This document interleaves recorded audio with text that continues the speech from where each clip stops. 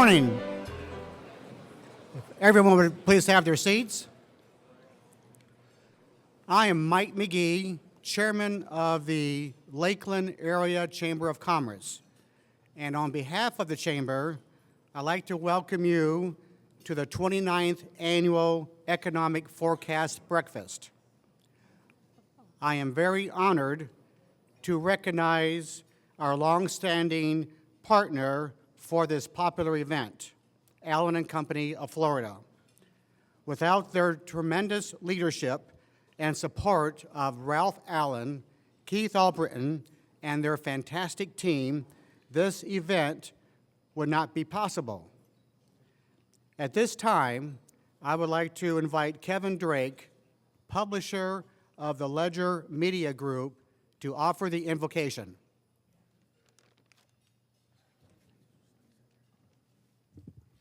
Let's pray. Father, we pause for a moment to give thanks to you. Thank you for the privilege to live in a beautiful place like Lakeland, Florida. I pray a special blessing this morning on every person and every business that's represented here. God, I pray that 2016 would just be a fantastic year for every single one of the businesses here. And we thank you for the food that you've given to us. Thank you for the privilege to be here today. I pray for our speaker. Thank you for allowing him to be here. And God, we just want to acknowledge you in every way. In your precious name we pray. Amen.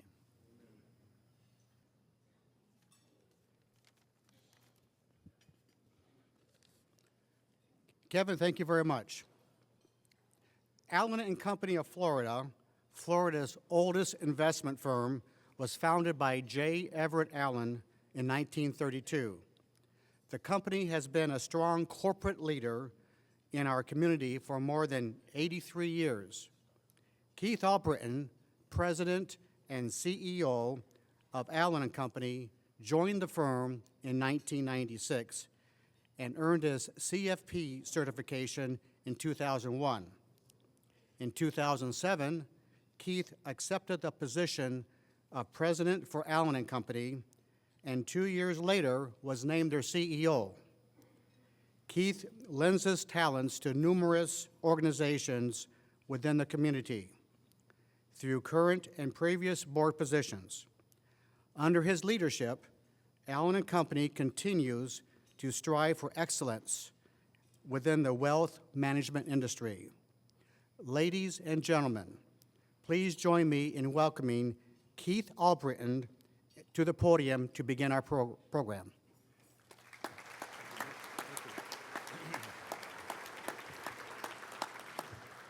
Thank you, and once again, welcome, Mike. Congratulations on your role this year as chairman of the board of the Chamber. We're counting on you to do great things, and it's been great to be a great friend over the years, and we wish you the best of luck. Call us if we can help. I also want to thank Corey Skates and his team. Corey's the president of the Chamber, and many folks that went into making this morning possible. We thank you as well. I'd also give thanks to Robert Meir and Chris Johnson and Robin Chaddock from Allen & Company. They run our IT and our marketing. We're thankful they've been here early and getting all the IT set up, and so what we experienced today, we're thankful and appreciate your hard work. So a round of applause for all the work that's been done. Well, there's not much going on this year. I don't know if you've noticed. It's just been a nice, calm start to the new year, so the timing is excellent on today's program as we try to sort through what this economy is doing and how it might impact us as business leaders. Let me first, before I kind of introduce our program, I did want to take a second and applaud all of our associates that are here. I'm guessing we have at least half of our firm here today, so if you're with our firm, Allen & Company, please stand up for a second and let us recognize you.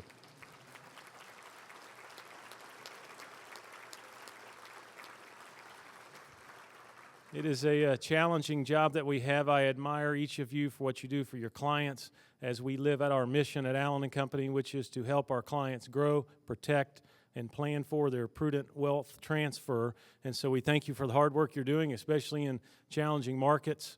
But that is our mission, and we do that under under the auspices of a number of core values, one of which is always place our clients' interests first.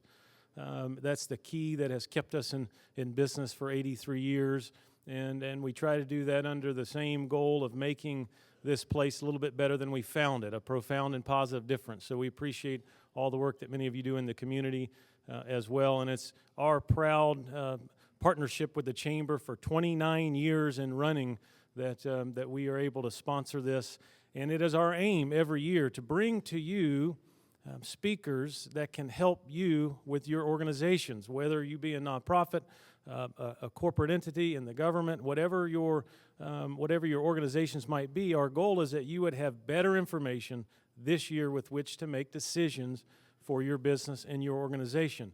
And so the quality of our speakers is the utmost of our concern. And this year, both Brian Westbury and Tony Villamil join us again. And last year they did an excellent job. And as you know, I always like to go back and take a look, right? How are you doing? How are our predictions? Nobody can get them perfect every year. It's not possible. But in the field of economics, what we're looking for is somebody that can help us be directionally right, just not absolutely wrong. That's what we're looking for. And so how did we do? So just briefly, as I look back last year and studied where we guided you, Tony spoke of a few items that really all came true. He predicted that Florida would be the fastest growing state of the Big Four, that Governor Scott would win his bet with Governor of Texas, and we would beat Texas for GDP growth. It appears as that has happened, and that the state of Florida would grow faster than the nation, all of which occurred. We're lucky to be in the state. We're lucky to be in the area that we're in.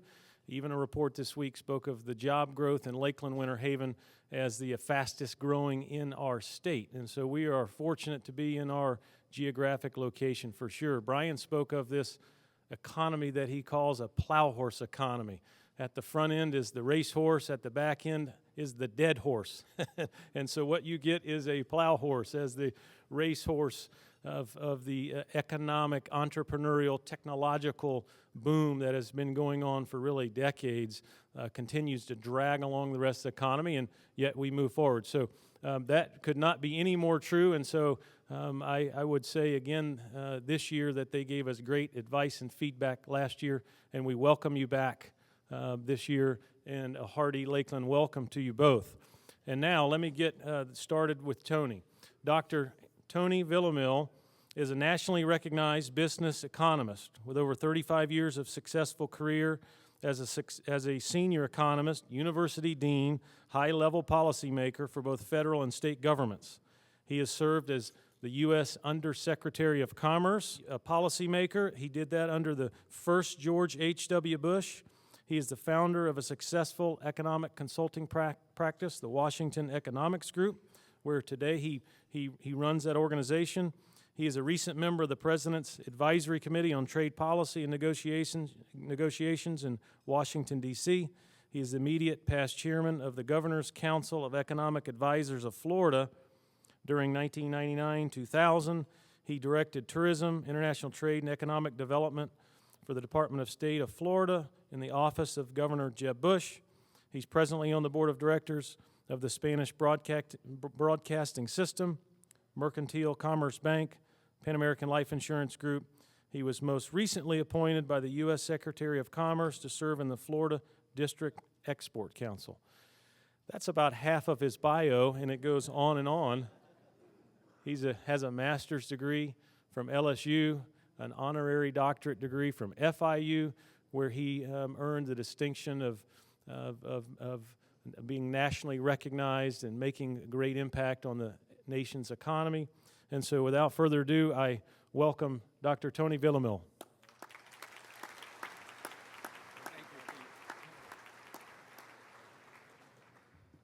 Thank you, Keith. What a great pleasure to be with my Lakeland colleagues and the Chamber and Lakeland Chamber and the great job that we do here in our community relative to the civic engagement and business engagement. You can see this. This is a record number of business executives and civic executives that are here today. So my job is easy. You know, I'm a practitioner like Brian of the dismal science of economics.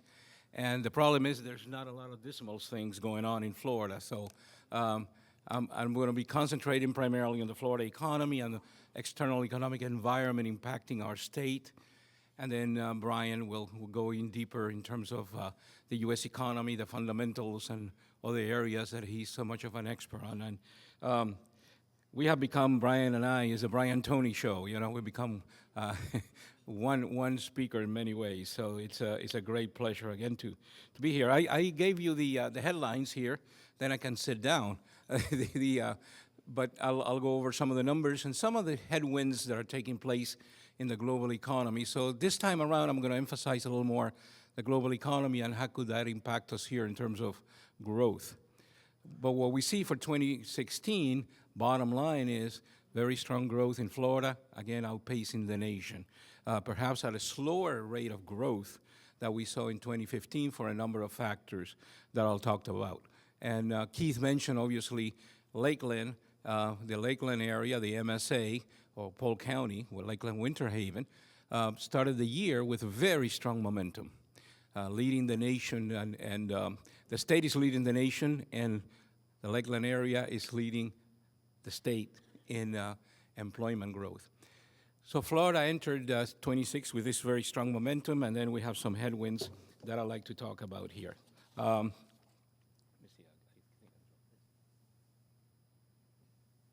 I always drop things, you know, I'm an economist, so please bear with me. First thing we want to talk about is again, give you a sense of where we are. Obviously, that map is not drawn correctly geography-wise, but I'm an economist, not a geographer. But anyway, here's the Florida economy and some of the impulses relative to the business outlook. More and more, I find that Florida really is the business climate continues to be the major driver of our economy. It's almost like taking a flu shot before the season, and you know we're immunized against some of the ill winds that are coming out of Washington and some of the ill winds that are coming out of the global economy this year. That doesn't mean we're immune totally to it, but certainly the business climate, the way that our tax policy and so forth that I'll discuss in a few minutes, as well as the human resources and the business pro-growth business community that we have. The other major driver, of course, is the U.S. economy, and Brian assures me that we will continue growing this year, and that, to me, is another major factor in driving population growth in our state and creating the ability to sell goods and services to the rest of the U.S. And the third one that is the global economy, and that's where I see some of the major headwinds taking place this year in terms of international trade and also the impact that the global economy has on the equity markets in the U.S., which of course impacts household net worth and therefore spending in the economy. So those are your major drivers. And then when you see I have arrows here to point to the different directions. Florida Lakeland business climate is top in the nation, one of the top in the nation in terms of the fact that we have the best tax climate among the top states in the union. We have pro-growth, a pro-growth legislature. We have a pro-growth business community. We have here in Lakeland a significant base in healthcare. For example, Lakeland Regional expanding with its complex areas, you know, cutting-edge healthcare. We have also Florida Southern with one of the best colleges in the nation, private colleges in the nation, with all kinds of different programs, including free enterprise program, which is very much needed in the U.S. So we got the human resources are here on the state colleges, and we also have the Polytechnic with STEM now becoming a reality, science, technology, engineering, and math. All these things are critical to the growth of Lakeland from a business climate point of view and the very involved community that we have here in the region. U.S. economic activity, I have one arrow up, meaning kind of nothing to write home about, kind of plain vanilla, maybe 2.5% growth in the U.S. economy this year. And of course, it's an election year, so that's something I will watch very carefully because elections tend to create a certain degree of uncertainty in all of us. Every 4 years, we go through that cycle that, you know, we are So what I always tell the business community is to wear earplugs and tune out the political noise and just concentrate on the fundamentals of your business. But the U.S. economy is growing at a moderate rate with relatively low interest rates. That's very positive for Florida. I mean, and then you add to that low energy prices, that's even more positive because we're an energy importing state. So all of this is critical to us as we go forward in our state leading the nation. And then the global economic activity, I do have a couple of arrows down, and we have sluggish global economic growth, and we have some of the uncertainties regarding some of the countries. This is when we talk about doing a little more emphasis on the global economy, we talk about China, which is a wild card. Certainly the economy in China is going through a transition, and we see that happening now. We have also the fact that many U.S. companies, of course, are fully integrated with China relative to production, so that filters into the U.S., second largest economy in the world, major importer of commodities around the world, and that's impacting the business climate globally. Brazil is Florida's major trade partner, and Brazil is in deep recession, and it has been in recession the last couple of years. A lot of it is their own making relative to a political mess they have in Brazil concerning the Workers' Party and allegations of corruption. So, but out of that, what we see in Brazil, which is among the top 10 economies in the world, a changing that is taking place. The middle class is demanding reforms, and there is a growing middle class in Brazil. It's a democratic system, and I think out of that will come a better functioning government. But this year, next year, could be a little difficult for them. Then we have energy and commodity prices, excuse me, like we talked about, and the geopolitical issues that we're facing. In terms of the global economy, I don't need to tell you about the Middle East and some of these issues.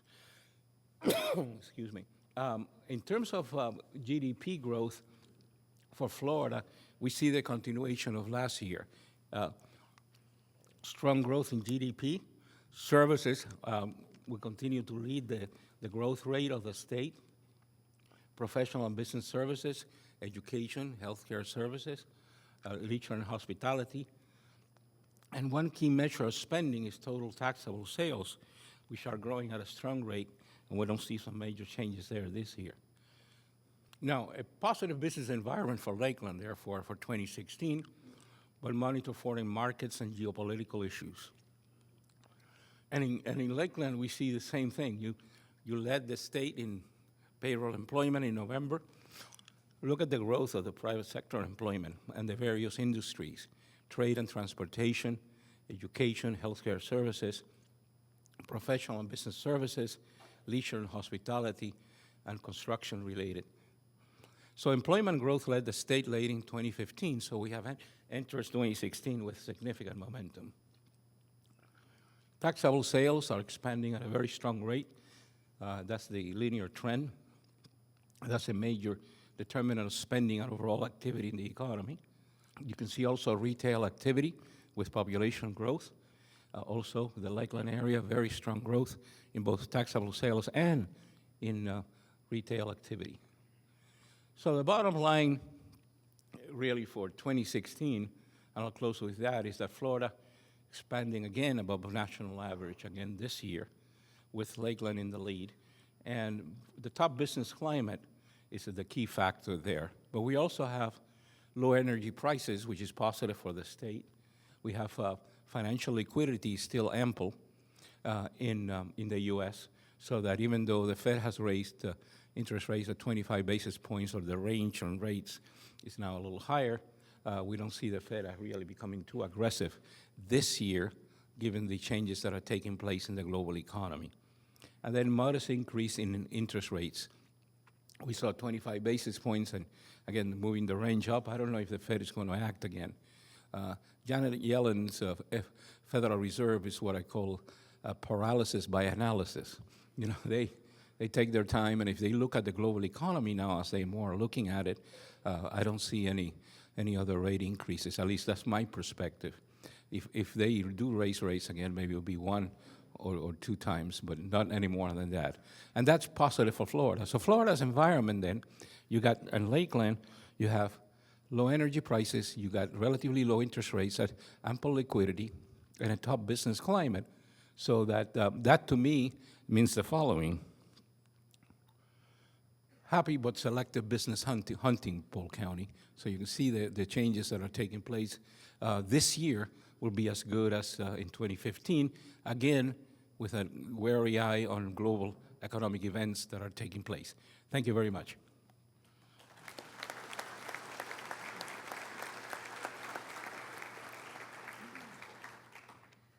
Good morning.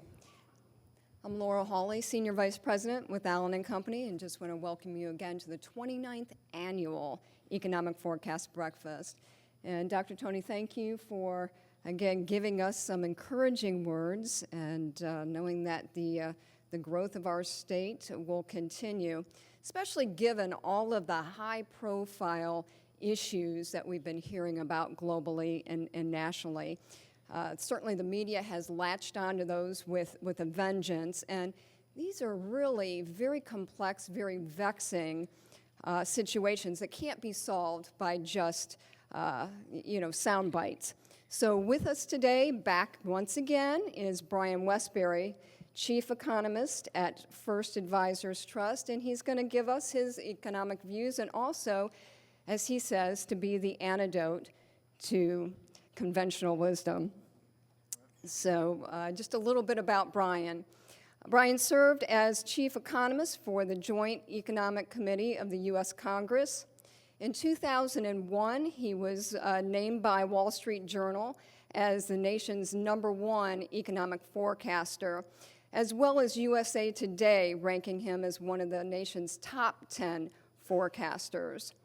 Brian was a member of the Economic Advisory Council of the Federal Reserve Bank of Chicago, and he's a regular attendee of the Economist Roundtable at the Chicago Fed. He is a graduate of Northwestern's Kellogg School of Business. He has also been named as a fellow of the George W. Bush Presidential Center in Dallas, Texas, where he worked very closely with its 4% growth projects. His writings appear in various magazines and newspapers, and is a regular on Fox, Bloomberg, CNBC, as well as several other news channels. His first published book, The New Era of Wealth, in 1999, and his latest was It's Not as Bad as You Think. Brian received recently from the University of Montana its Distinguished Alumni Award, and that award honors those that have given outstanding or are seen to be outstanding as an alumni and who have brought honor to the university, the state, or the nation. That's a big deal when you consider that there are over 91,000 graduates, and there's only been about 260 of those recipients, so congratulations for that. And again, it is our pleasure to welcome back our dear friend, Brian Westbury.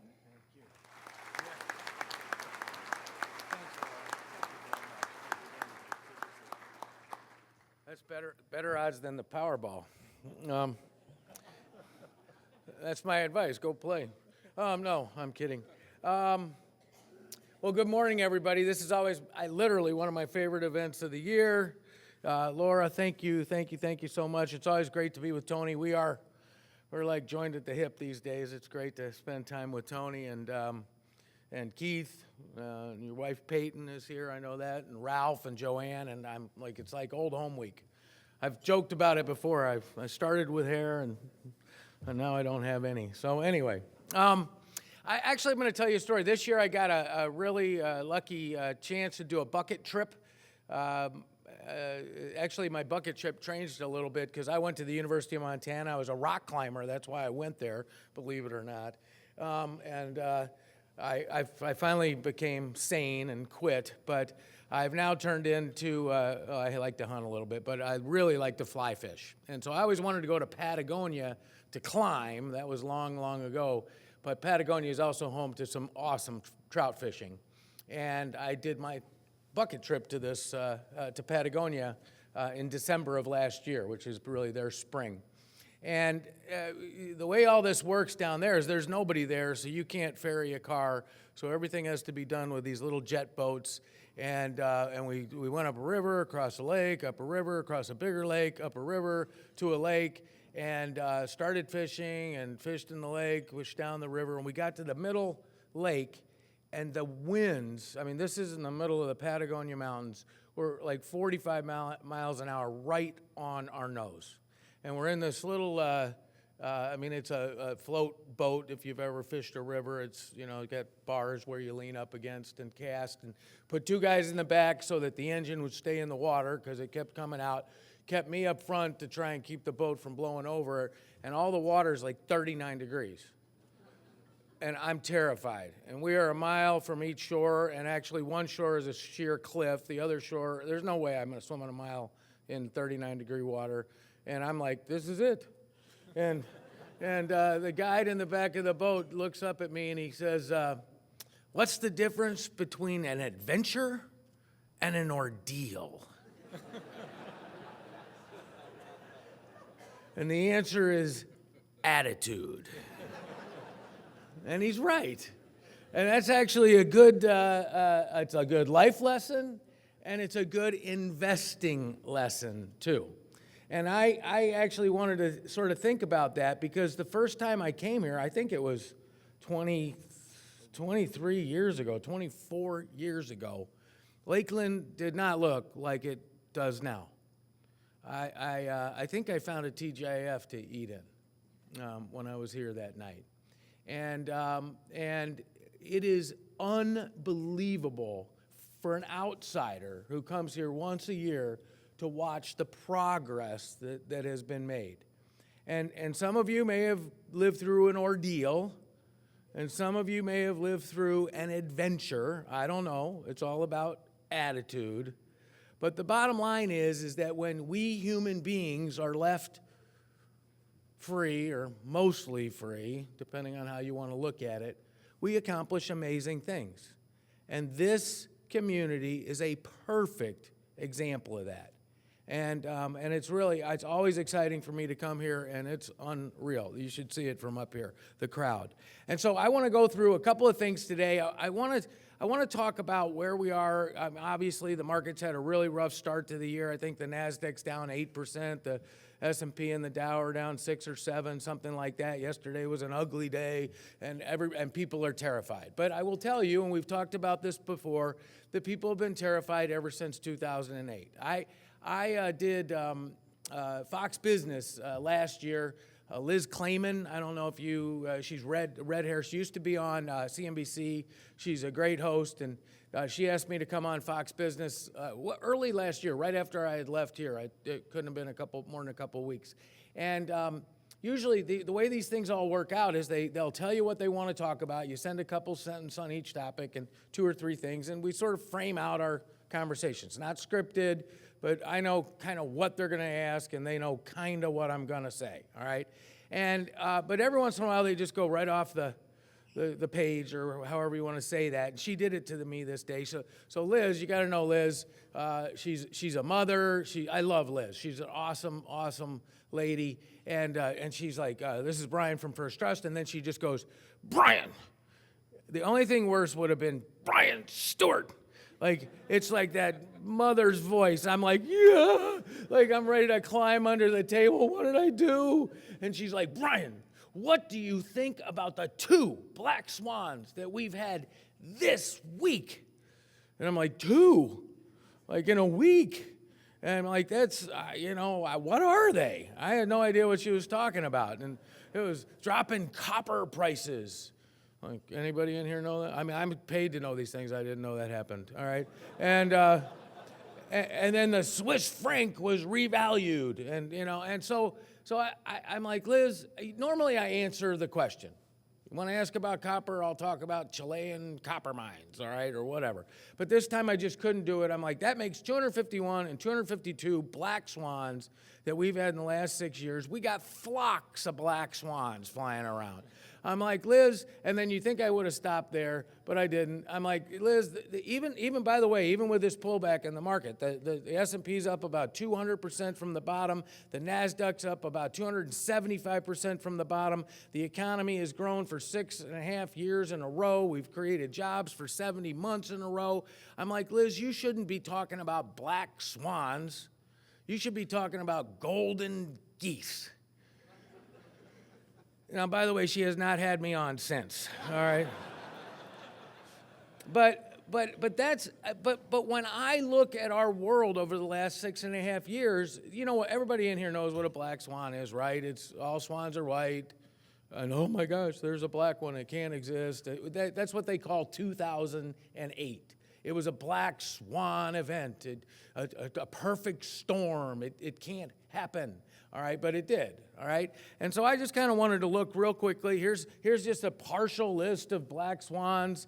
You know, I mean, I've got TARP in there. I mean, I've got flash crash and Ebola, and I don't even know what else is in there. It's Meredith Whitney predicts the end of the muni bond market. I don't know if you remember that on 60 Minutes, and the world's coming to an end. But if you take all these black swans and put them up against the stock market over the last 6 years, yes, there's been some down times, but every single time we've come back. And I think we will continue to do that in the years ahead. So I want to talk about 3 things today. The first thing I want to talk about is, why is everybody so scared?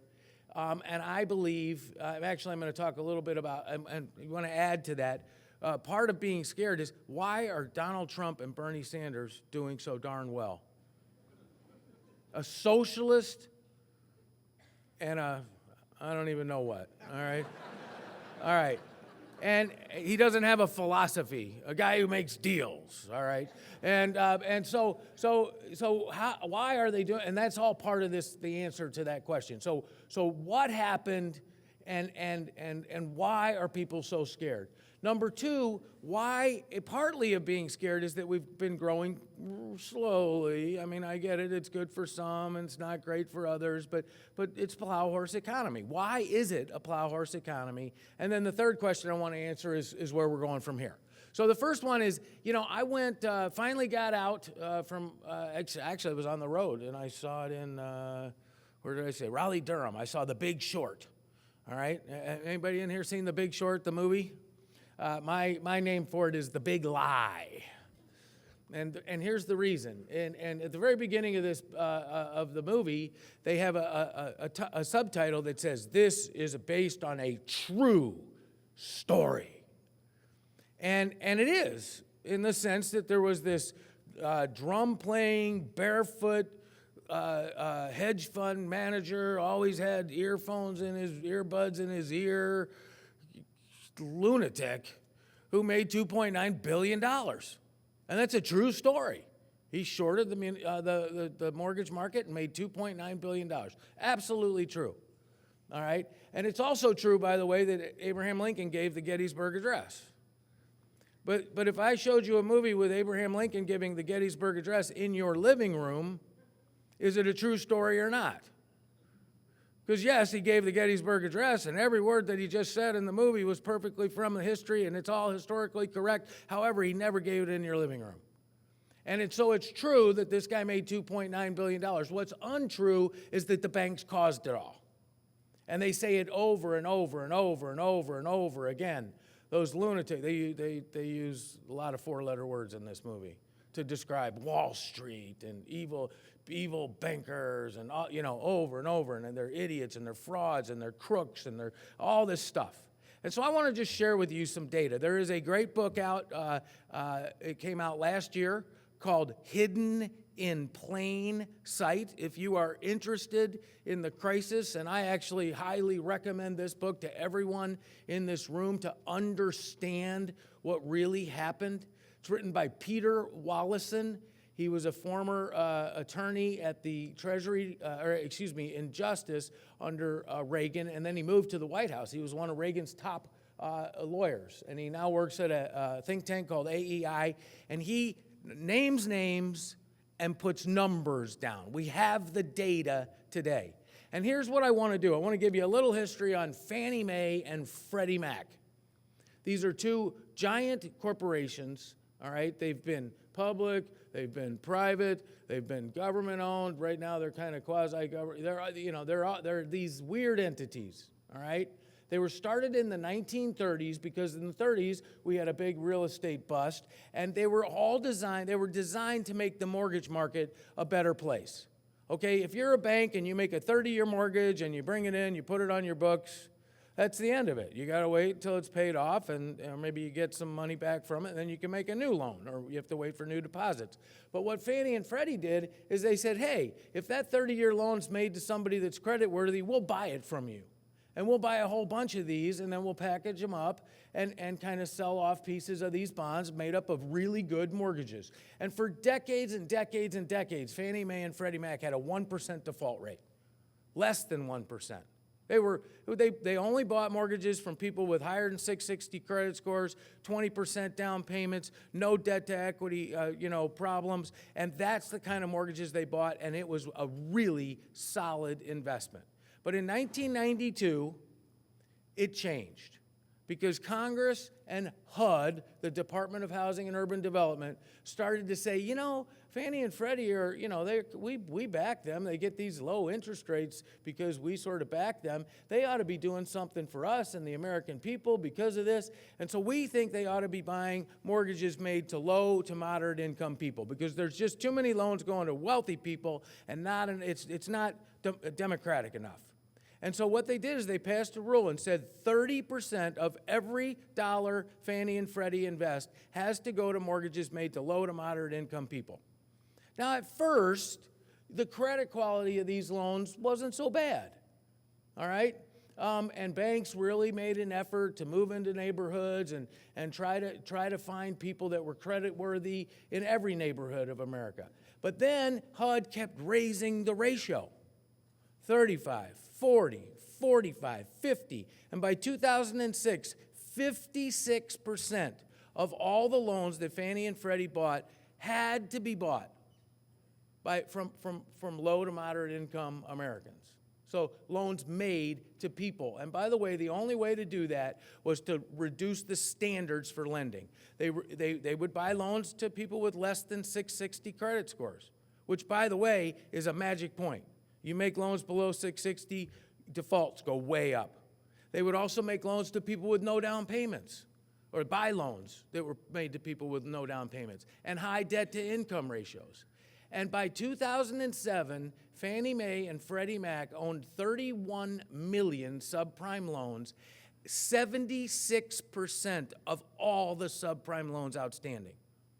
Banks only owned 24% of subprime loans. So let me ask you, did Wall Street cause this problem, or did the government cause this problem? Because the demand for subprime loans was created by Fannie Mae and Freddie Mac. And what happens is, once you get to that point and you've created this whole market and you've created a lot of frenzy in a market, and then Alan Greenspan lowers interest rates to 1%, everybody tries to play in the game. I mean, by the way, I know there's a street out here, like Roosevelt Road in my neighborhood, where there's a building. I know exactly, I can see it in my mind's eye. It was a mortgage broker in 04, 05, 06. Then it shut down for a while. And then in 08, 09, it opened up again, and it was a gold dealer. And then it shut down about a year and a half ago, and now it's a smokeless tobacco shop. And by the way, it's the same owners. You get what I'm saying? When you create that kind of environment where it's a frenzy, everybody gets involved. And when you start telling me, oh, no, it's the people that made the mortgages that were the evil ones, I'm going to tell you, no way. It was the government who was buying them over and over and over again. And so when we look at this story, that's what I mean about the big lie. Yes, there was a lot of bad paper out there. But no, it wasn't the banks that drove that problem. It was the government. And the government wants you to believe that the private sector caused it because they want you to believe that they saved us. And so what's fascinating about this is that there's Republicans and Democrats who believe this whole story. All right? And so I want to switch to this. I think I've shared this chart with you before. This goes back. Now, realize this has nothing to do with today, other than the sense I'm laying the historical foundation here a little bit. This is the S&P 500, the stock market, from January of 2008 all the way to June of 2009. So it's most of the crisis in stocks and then the beginning of the recovery, okay? The first 6 months of the bounce up. Now, if you can read on the bottom, kind of right in the middle of that chart, right before the market goes straight down, all right? By the way, every one of those red dots is a Federal Reserve meeting during that year.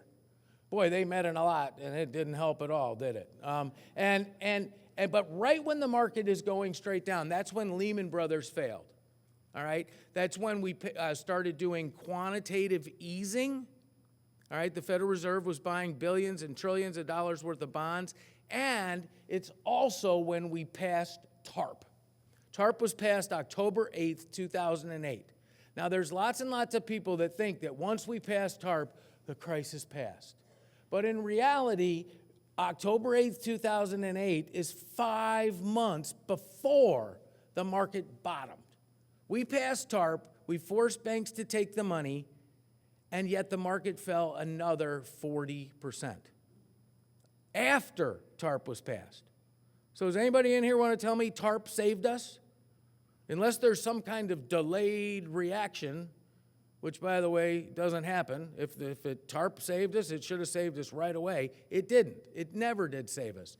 The green dot at the very bottom, and we don't have enough time to go into it, but I've talked to you about it over the years, is when we changed mark-to-market accounting. That's when the world changed. We were forcing banks to write assets down to prices that were unreal, way too low, all right, and making them take that as a capital hit. You know, if you would have had to mark your house down in 2009 or 2010 and pay off your loan, how many of you would still be in your house? All right, because what we know is the house prices went way down and now they've come back.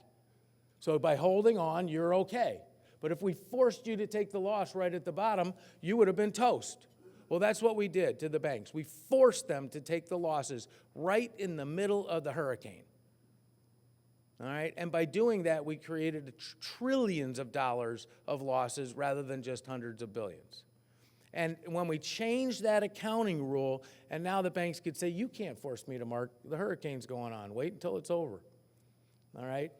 That's when we saved the banks. That's when banks stopped going bankrupt. That's when the economy started to grow, and that's when the market turned around and came back.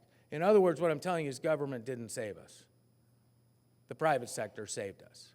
Now, the next chart is, and I'm not going to spend a ton of time on this. I've been a money and banking professor up here many, many, many times over the years. But this is what the Fed did. They did quantitative easing. The blue line is QE. They did QE1 to QE2, QE3. You can see all three steps. They bought $3.5 trillion worth of bonds. And guess what? Banks, that's what the Federal Reserve has done this for 100 years, 100 plus years. And for 95 of those years, from 1913 till 2008, every time the Federal Reserve bought bonds from banks, the banks took the money and lent it out. But this time, if you look at that orange line, which is, by the way, it's just deposits in banks, so it's the size of the banking system, they didn't. The Fed bought tons and tons of bonds, gave banks cash, cash, cash, and you know what the banks did? Banks said, well, we're just going to put this on the side. We're holding it as excess reserves. That's what we're going to do. It's just excess reserves. It's just sitting there. And right now, banks have $2.3 trillion of excess reserves, money that they could use to make loans, but that they aren't. All right? Now, they're making new loans. That's the orange line. It is going up, but it's not going up anywhere near what the Federal Reserve, how fast the Federal Reserve bought bonds. And the big question then becomes why? Why didn't banks use all of this? I mean, they're supposed to maximize their leverage all the time, especially if they're evil and greedy and all this stuff. I mean, why didn't they? They're free money. They could just make loans like crazy, all right? Make fees, make interest pay, and the Fed's giving them all this cash. So why didn't they do it? And I think one of the key reasons is that the Fed always told us that QE and TARP, all of it, was temporary. It's not going to last forever. Anybody in here have a scary, mysterious Italian uncle? Rolex watch, like leather jacket, drives a big Cadillac. If you ask him what he does, it's like import, export. And what if he shows up at your house one day and he's got a little canvas bag and he says, in this canvas bag is $100,000 in cash and I'm going to put it in your storeroom for safekeeping temporarily. You going to touch it? No way. By the way, he hasn't come back for 7 years, all right? He's probably in the trunk of somebody else's car. And you're still not going to touch it. Because the minute you take $500 out of that thing, he's coming back. All right? And that's what I'm telling you banks are doing. They're saying, we can't lend this money out because the Fed's going to take it away at some point. We can't make loans that we have to call, so we're just not going to use it all. And by the way, this is why we don't have hyperinflation, why gold is not trading at $5,000 an ounce, why the dollar hasn't collapsed. Remember all those scare stories? If the Fed prints all this money, we all learned this, in school, and if you can find it on the internet, everywhere you look, it's like when the Fed prints this much money and buys this many bonds, we always have hyperinflation. Well, where is it? Last time I looked, gas is now less than $2 a gallon. That's not inflation, all right? Gold's not 5,000. It went from 1,800 back down to 1,100. The dollar got stronger, not weaker. So somehow you have to come to grips with that this is not all about an easy money recovery. I'm making the same point in a different way. The Fed didn't cause the recovery. Everybody wants to think that when they bought all these bonds, that's what created our growth. And by the way, that's why I never worried about tapering, all right, when they end QE, because the Fed's done buying bonds. And it's also why I'm not worried about Fed rate hikes right now. There's still a long way to go before they're tight. And by the way, usually when the Federal Reserve raises rates, what they do is they take liquidity out of the banking system. And that makes money more scarce, and that's what lifts interest rates up. But now we are in a totally different world. So you know what happens now? When the Fed raises interest rates, they basically just say, we're going to pay more on our excess reserves. That's it. They didn't lower the amount of excess reserves. There's no less liquidity in the banking system. So if you worry about the Fed hiking rates, and I get it, it's a coincidence. The Fed hiked rates. They said we might have 4 more this year, and then the market went down. I think it's a coincidence. All right, it may have helped people start off on their scary stuff, but it's a coincidence. It's not because the Fed raised rates, all right? Because right now there's massive liquidity in the banking system. And I want you to look at this. Anybody worried that 2008 is coming back? You can't see all these numbers. I just want to highlight a couple of them. There's 2 columns on the right. The first one is Q4, December, or November, or however you want to think of it, 2007. Right at the peak of just before we collapsed, all right? And the banking system back then, the top line is loans to deposits. The banks were making $102 of loans for every $100 of deposits that they had. In other words, they had to borrow money to keep their loans going. They had lent more than people had given them. Today, they're making loans at 73 cents of every dollar of deposit, $73 of every $100. The banks are not using the deposits they have. In fact, they're lending out less than 3/4 of them.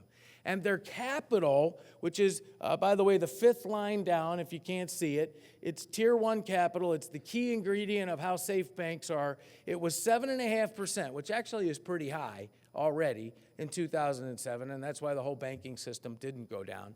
But today it's 12.6. Banks have more capital than they've ever had. In fact, I would argue they have excess capital, too much. All right? And so we have, and in one of those lines on there, you can see it, $8.4 trillion of loans outstanding. $6.7 trillion was what it was in 2007. There's more loans. Banks are bigger. The money supply is bigger today than ever before. However, it hasn't kept up with the Fed's creation of money, and that's why there's less leverage in the system today than you have to go back to the 1970s. And that was before we had credit cards. I mean, I guess you could get a diners club if you traveled a lot or something, but your college kids weren't getting anything in the mail back in the 70s. And so the bottom line is, anybody who believes we're sitting here ready on the precipice of going back into 2008 hasn't looked at the data on the banks. There is no leverage in the banking system today, not even remotely close to what we had. All right, now I want to go on and answer the next two questions real quickly. First one is, why are we growing so slow? So I'm going to start off with this chart. I know in the back it might be a little hard to see, but you only have to see that orange line, Tennessee Yeller. All right, and if you look at that, what I did is I started in 1990, and it's government outlays, total government spending. It was about $1.2 trillion. And that orange line, I said, what if we pushed up spending each and every year by the population growth? All right, if we had 1% new population, you have to increase spending by 1% to keep up with the population. Plus, we're going to increase it by inflation. So by the end, by 2015, where that orange line is, that's how much we would have to spend to be spending the same today per person that we spent in 1990, even after inflation. All right? So that's it, right? If you were happy with the size of government in 1990, think it was too big, too small, it doesn't, anyway, that orange line keeps it the same size year after year after year after year per person. What we actually did is the blue line. That's what spending actually was. The green line is taxes. If we would have held spending down to population growth, we would have a $400 billion surplus today. But instead, we have a $450 billion deficit. And it's a spending issue. Now, some people might say, well, wait, it's because of the wars. All right, so let's take a look at defense spending. Here you go, same thing. Orange line is CPI, inflation, plus population growth on defense spending starting in 1990, all right? And then Bill Clinton kept defense spending flat. We got attacked on 9/11. George Bush pushed it up. We had 2 wars. Barack Obama came in, and we cut spending. And today we're spending less per person on defense than we would have if we would have just kept it that same orange line all along the way. In other words, it's not because of defense spending that we have deficits today. You know what it is? It's ex-defense. This is ex-defense, what I would call core government spending, Department of Education, Department of Commerce, welfare, Social Security, food stamps, Medicare, Medicaid. That's what all of this is. And Bill Clinton actually didn't increase it very much the first 10 years of that chart, basically. Last 2 years of Bush, first 8 years of Clinton. George Bush and then Barack Obama kept it high. All right, now I want to go down just a little bit shorter in terms of time frame here. This goes back to 2000. You can see it's the same thing. Forget starting in 1990. Let's just do 2000. We would have a surplus today if we would have held spending down. But now I'm just going to look since 2008. This is Barack Obama. All right? Defense spending was, he ended the wars. It was still going up when he took office. It took him a little while, but he cut spending massively.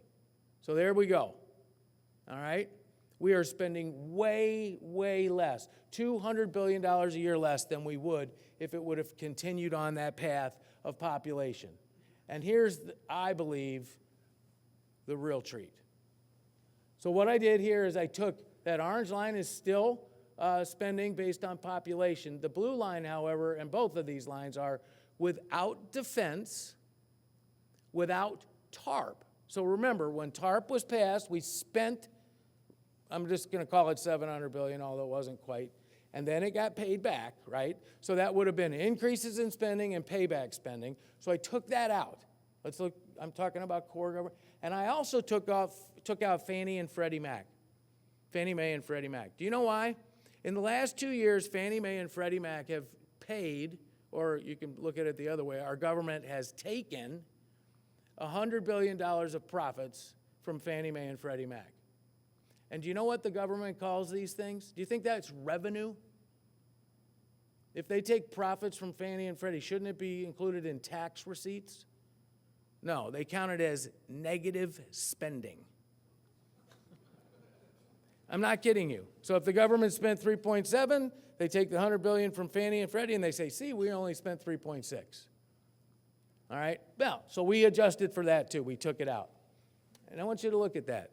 Non-defense, non-TARP, non-Fannie and Freddie spending has massively increased. It's about, if you really look at it, it's about $400 billion, which is the size of our deficit, above where it would have been if we just kept it along consumer prices and population. And the problem here is that the bigger the government gets, the smaller the private sector gets. Every dime the public sector spends has to come from the private sector. Now, if the government builds a road that opens up new neighborhoods and opens up new manufacturing facilities and areas for that, and opens up new shopping, and opens up a transportation corridor to somewhere else, and they actually benefit the businesses, that's awesome public spending. I am not trying to tell you that all public spending is bad. However, when the government takes tax dollars from profitable people and profitable businesses and subsidizes windmills and solar energy, which would not exist without without subsidies, that slows down growth. And how about this? If you look at Social Security disability payments, this is not Social Security. The blue line on the top, I went back to 1967, that's the monthly payment for people on disability. It's up 1,100% since 1967. The orange line in the middle is the price of a first-class postage stamp. That's up 900% since 1967. The green line is average hourly earnings. So that green line is people that actually have jobs. They work, and don't forget that they have to pay for postage stamps and everybody that's on disability. You want to know why the middle class is suffering? You want to know why the economy is growing slow? It's because government is growing faster than the private sector and sucking the life out of it. That's why we're the plow horse economy and not a racehorse economy. Now, in the midst of all of that, there are some unbelievable things happening. How many of you own an iPhone? I think I mentioned this last year. That's 64 gigabytes of flash memory in that mid-range iPhone. You remember this. In 1991, flash memory was a brand new technology, $45,000 per gigabyte. 64, the middle range iPhone times $45,000 is $2.88 million bucks. That is a $3 million phone in your pocket. That's why they say don't bend it, all right? And what I'm saying is you're getting it for 99 bucks. So one of the things you hear all the time is the reason we're growing slow, it's not that government stuff, Westbury. It's because businesses, those evil, just profit-hungry businesses, aren't investing. But think about that. If I only have to spend 99 bucks to get $3 million worth of technology, if I only have to spend $1,000 and it takes me an hour to crack the genome, and the first time it took $1 billion to do it, it makes it look like I'm not spending, when in reality I am. The cost of drug research has plummeted. The cost of fracking a well has plummeted. The cost of delivering goods has plummeted. The cost of gasoline has plummeted. It's because of technology. And so what we do in economics is we use real. The opposite of real isn't fake, all right? Real just means inflation adjusted.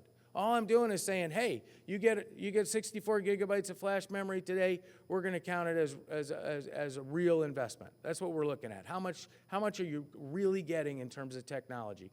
And today we have more investment than ever before. And I want you to look at this line in another way too. How many of you have taken Uber? Uber's unbelievable, right? Or Lyft, or I don't know, it doesn't matter. I was an Uber newbie a while ago. I was in Austin, Texas. Wendy took me to the airport. She drove a VW, a Rabbit, or Passat, I mean. And I'm a geeky economist, so bear with, give me forbearance. I'm like, Wendy, where'd you get this car?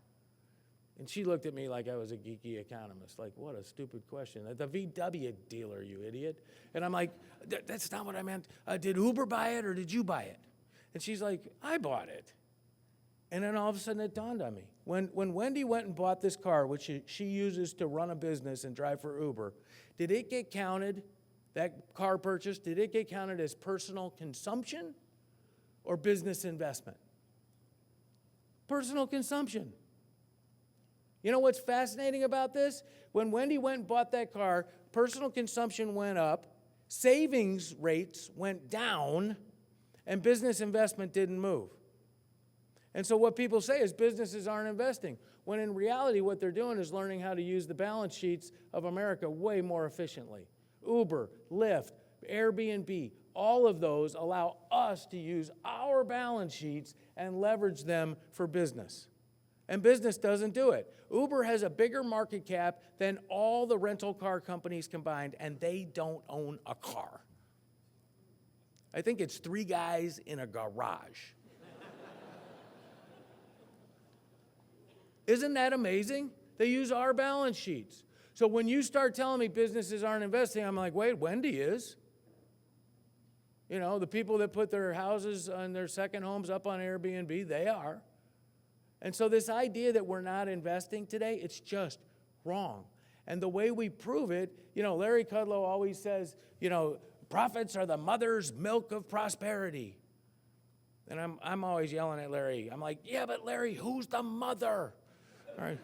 And what I mean by that is, where does those profits come from? They come from productivity, efficiency, technology, investment. And we have record corporate profits this year, especially if we take out energy. Everybody knows we've lost a ton in energy. But if you take that away, we have, this morning, J.P. Morgan announced 10% increase in its earnings. We're going to have 8 to 10% increase in earnings this year outside of energy. And so, yeah, the market's down in the last few days. People are really freaked out, partly because they believe the big lie. They think the free market failed us, all right? And I want to close up with this, and that is, when Republicans, George Bush and Hank Paulson, Paul Ryan, the Speaker of the House, Paul Ryan voted for TARP. George Bush said, Hank Paulson, you got free rein. You do what you think is necessary. But he was appointed by a Republican. When they passed TARP, what they did, yell at me if you think I'm wrong. I always thought Republicans believed in free markets and capitalism. Isn't that true? That was their whole point to exist. They shouldn't even be on earth if that's not what they did. All right, Democrats believe in government. Bernie Sanders is perfect, all right, because he really believes in government, all right? And so I always thought Republicans were put on earth to defend the free market. That's what I thought. Well, in this case, they didn't. They bought into the big lie. They said, if we don't pass TARP, the whole world's going to fall apart. So in other words, if you're a Republican, or if you are a conservative, or if you lean that way, you're scratching your head. Because now you're going, has my philosophy in my whole entire life been wrong? Does the private sector really screw it up so bad that the only one that can save it is government? I mean, George Bush came out and said I had to violate free market principles to save the free market. And I think I've said this to you before, but that's like saying I had to kill that guy to protect the 10 Commandments. I mean, it's crazy, right? It goes against the entire philosophy of what you stand for. And so as a result, as a thinking American, or a non-thinking one too, I mean, just somebody that observes out of the corner of their eye, there's no difference between the parties in Washington. There's just a difference of what makes them move. And so Republicans undermine their whole entire philosophy, and nobody knows what they stand for. And then we try to figure out how Donald Trump could be leading. That's why. Because we blew up the philosophy. And I'm telling you, I think this is one of the most serious problems we have today as a nation, is that there is no difference in Washington. Washington is about Washington. Now, it's always been, but it's worse today than it's ever been. And by the way, if you want to believe that Donald Trump can't win, I would when you're out of here, or even right now while I'm talking, Google NHL All-Star Game team captains. All right, maybe you don't know. NHL stands for National Hockey League, by the way.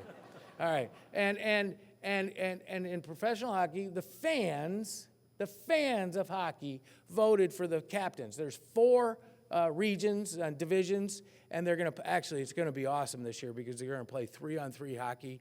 Wait, you watch this. This is way, way better than one of those where there's no defense and the score is 18-12. This is awesome how fast it is and open. But anyway, they elected 4 team captains. Patrick Kane from the Chicago Blackhawks, or excuse me, Jonathan Toews from the Chicago Blackhawks. That was the right choice. Ovechkin from the Caps, and Jaromir Jagr from the Hurricanes. These are all-stars. I don't know what their average salary is, but I'm going to call it $10 million, which is a lot in a game where the hard salary cap is $70 million. These are the tippy top of their field. They are awesome. It's Peyton Manning 3 times over, all right, or however, whatever you want to think. And then the 4th one, John Scott. John Scott's played in 185 games in the National Hockey League, and he scored 5 goals. And by the way, that's not a lot. He's a 6'8" goon. Seriously, goon. They put him in to fight. And fighting's over in national hockey. His career is basically done. But the fans got some kind of hair up there or whatever, and voted for him. You think Donald Trump can't be president? Go look at the team captains for NHL. John Scott. By the way, he makes the minimum salary, and he just got sent back to the minors. Unreal. But that's what happens. That's our public. So I don't know what's going to happen in the election this year. If you ask me who's going to win, I think it's going to be Marco Rubio. But I really do. I'm not saying that because I'm in Florida. I love that. He brought tears to my eyes in one of the debates the other day. The last presidential candidate that ever did that was Ronald Reagan. He loves America from a really deep place in his heart, and he gets entrepreneurship. And I don't know. I really like him. I mean, I like them all. But the bottom line is that if I had to guess who it's going to be, it'll be him. I think Hillary is extremely beatable, especially if she's in jail. And yes. That was a red meat. And so I do believe there will be a Republican in the White House, and I think the Republicans will control the House and the Senate. And by the way, that does not mean we have perfect policies, but it does mean that we have a chance to cut the size of government before it eats us alive, and the racehorse can't drag the plow horse anymore, and we got to take it all to the glue factory. Thank you very much.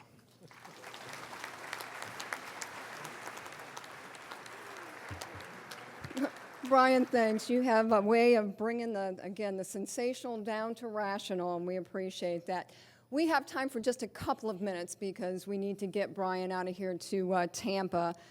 So as we maybe turn up the house lights and turn off the spots, I know that there's an issue that's on many people's minds, so I'm going to go ahead and start it off, and that is China. And the fact that, again, that is one of the sensational news stories that's been out there, and neither one of you really said a whole lot about that, so I'm going to kick it off with that. You want to go first? Or want me to go first? I'll go first real quick. So people always go, "What about China? It's slowing down." My line, I just say, it's a communist country. Are you really going to bet on a communist country to bail us out of anything? Like, seriously. Like, we've lost our minds. And the other thing is that China is the #2 economy in the world. So was Japan back in 1989. Japan collapsed. We did great. We sell about $100 billion worth of stuff to China every year. That's it. If they shut down tomorrow, we'd lose 0.5% of our GDP. 0.5%. And by the way, that can only happen once. You can only turn off once. Can't turn off twice. So that's it. We would have grown last year about 1.5 instead of 2, but we would have grown. So yeah, it's big, but and one of the things people let China rent space in their brains. Not sure why, but they do. And part of the reason is that it's grown 10% a year for 25 years. And they think they figured out some magic elixir or secret sauce, you know. And here's the question to you: how do you grow 10% a year for 25 years? How do you do that? You know how you do it? First, do nothing for 1,000 years.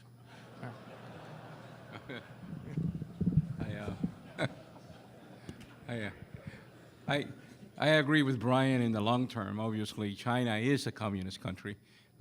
It is changing. And what I'm concerned about from a cyclical point of view, short-term point of view, is the fact that China is a huge market for commodities, and that's impacting the exports of emerging markets when China slows down because of its sheer size. So, yeah, long-term, I agree. I think, you know, these countries come and go, and the U.S. remains because we have innovation, we have entrepreneurship. And Brian is right, and I agree. I think most economists would agree. We got some serious challenges in Washington that we need to take care of. If we kill the goose that lays the golden eggs, which is entrepreneurship and innovation, we're in real trouble in the USA. So I don't believe China is this huge, big thing that it's going to overtake the USA or anything else like that. Quite the contrary, but it has ripple effects throughout the economy, and you see that in South America, some of our major trade partners, at least in the short term. Right. Okay. All right, great.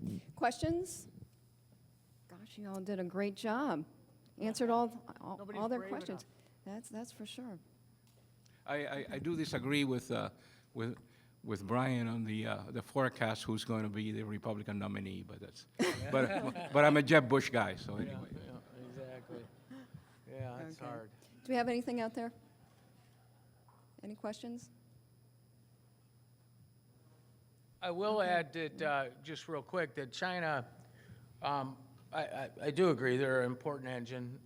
Caterpillar, John Deere, they're both Illinois companies. I don't know why they're still there, but they get hurt. You know, mining slows down. However, the world does need heavy metals. It does need I mean, there's other places to mine, and so what happens is there's a transition period that you go through where there's pain, but the growth tends to be picked up somewhere else. So Japan used to be that, right? 1989, they were the second largest economy in the world. People would always say, "What if Japan collapses?" And they did, and yet we kept growing. And by the way, they were the same. They built consumer goods and exported them to the West.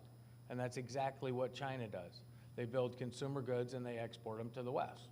And so if they don't do it, Singapore, Thailand, Africa, South America, somebody will do it. Mexico will pick it up. But there's a transition period in the middle, but it's not a long-term problem. And I think that's both our points. I wasn't clarifying you, but. Again, these are very complex issues, and again, we appreciate both of you bringing it down to some of the basics and there's, I've been in this business over 33 years, and there's always something, and there will be something next time you return, and it'll be a different swan. Yeah, and So- the question, one of the questions that I don't think, and I know you have some thoughts on this, but about how many times the Fed might raise rates this year. If you look at, kind of their statements, they would say 4 times, which, by the way, leaves rates at 1.25. Anybody in here? Is that the end for you? Like, it's still a very, very low rate.